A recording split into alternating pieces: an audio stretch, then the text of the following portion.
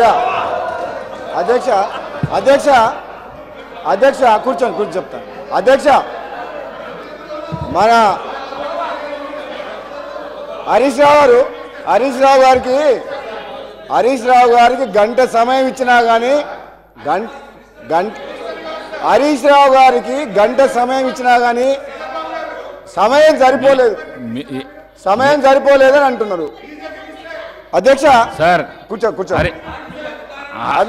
Sir Harish Rao గారు అధ్యక్ష హరీష్ రావు గారు హరీష్ రావు గారికి గంట సమయం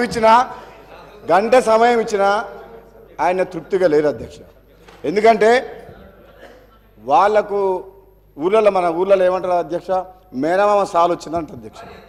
అంటే ఆయనకు మాటలు చెప్పడంలా, అబద్ధాలను నిజం మాట్లాడలా.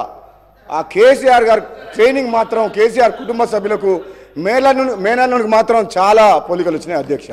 ఇంత సమయం ఇచ్చిన తర్వాత కూడా మరి గవర్నమెంట్ని ఇట్లా మాట్లాడడం అంటే ఏంటి అధ్యక్ష ఇదంతా? అధ్యక్ష నేను ఎందుకు చెప్తున్నా అంటే మన వ్యక్తిగతంగా నా పేరు తీసుకుంటే అధ్యక్ష, వ్యక్తిగతంగా నన్ను ఏమన్నాడు, నేను ప్రసంగానికి అడ్డు తగులితే ఏమన్నాడు, నువ్వు ఎంత మొత్తుకున్నా నీకు మంత్రి పదవి రాదు అని అన్నాడు అధ్యక్ష. సభా సాక్షిగా మైక్లో ఏమన్నాడు, నేను అడ్డుకుంటుంటే నువ్వు లేచి నిలబడితే మంత్రి పదవి రాదు కూర్చో అన్నాడు అధ్యక్ష. అన్నాడు. నేనేమంటున్నా, నువ్వెన్నేళ్ళు కష్టపడ్డ తర్వాతే కష్టపడ్డ హరీష్ రావు గారు కేసీఆర్ తర్వాత కేటీఆర్ అవుతారు, కానీ నీకు మోసం జరుగుతుంది, కానీ వాళ్ళు ఏం చేయరు నీకు. నువ్వు మాత్రం ఎంత కష్టపడ్డా నిన్ను వాళ్ళు నీకు తండ్రి కొడుకులు వాడుకుంటారు తప్పితే నీకు అక్కడ న్యాయం జరగదు. అధ్యక్ష ఒక్క నిమిషం అధ్యక్ష నాకు కంప్లీట్ అయిపోతుంది. ఒక్క నిమిషం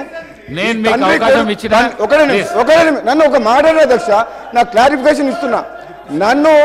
నాకు మంత్రి పదవి రావాలన్నా వద్దా మా ముఖ్యమంత్రి గారు మా అధిష్టానం నిర్ణయం తీసుకుంటుంది. నిన్ను మాత్రం తండ్రి కొడుకులు వాడుకున్నంత అన్నట్టు మాక్సిమం వాడుకుంటారు అధ్యక్ష. నేను చెప్తాను అధ్యక్ష. ఇంకొక